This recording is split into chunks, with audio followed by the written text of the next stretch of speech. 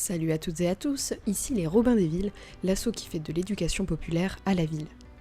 Aujourd'hui je viens vous parler d'une action que l'on a menée dans un quartier que vous connaissez bien si vous êtes lyonnaise ou lyonnais, la Guillotière.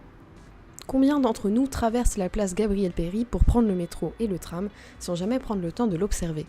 Pourtant, l'aménagement urbain de cette place nous renseigne quant au rapport de force en présence dans la ville. L'enjeu sécuritaire pour les collectivités publiques par exemple. C'est dans ce cadre que nous avons organisé une balade urbaine dans le quartier de la Guillotière, à la recherche des traces de la sécurisation passive du quartier, autrement appelée la prévention situationnelle. Alors la prévention situationnelle, qu'est-ce que c'est?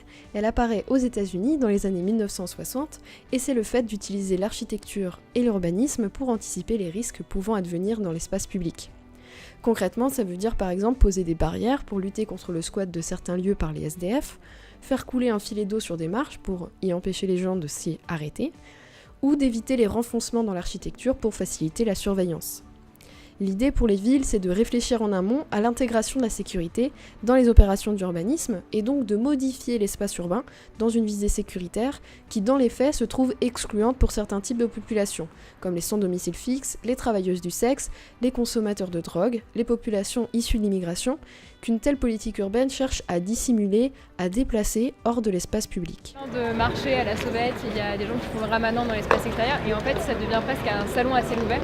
C'est comme si le privé débordait sur le public. Donc en fait la séparation publique-privée elle n'y est pas du tout et on n'arrive pas à la forcer en fait. Et ça je trouve ça intéressant aussi, on n'arrive pas à utiliser ce système-là qui a vraiment la séparation publique-privée sur cette place, elle ne marche pas non plus.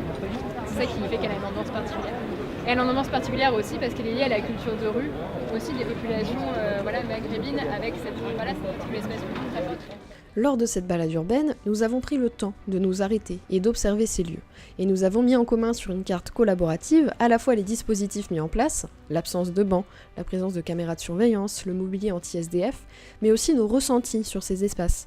Une convivialité qui résiste malgré le manque d'endroits pour s'asseoir, le sentiment d'urgence en traversant au milieu des voitures, les habitantes et habitants du quartier apportant leurs propres anecdotes et précisions.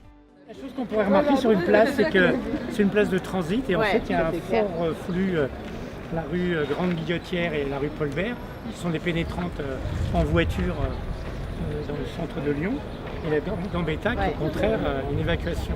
Bref, nous avons pris le temps de réfléchir à la fabrique de la ville et à la manière dont nous investissons l'espace urbain, mais aussi à prendre la peine d'observer des dispositifs sécuritaires qui, même s'ils ne peuvent pas nous viser, nous, individuellement, entravent les mobilités et le mode de vie de certaines catégories de population, souvent qui sont déjà les plus fragilisées socialement.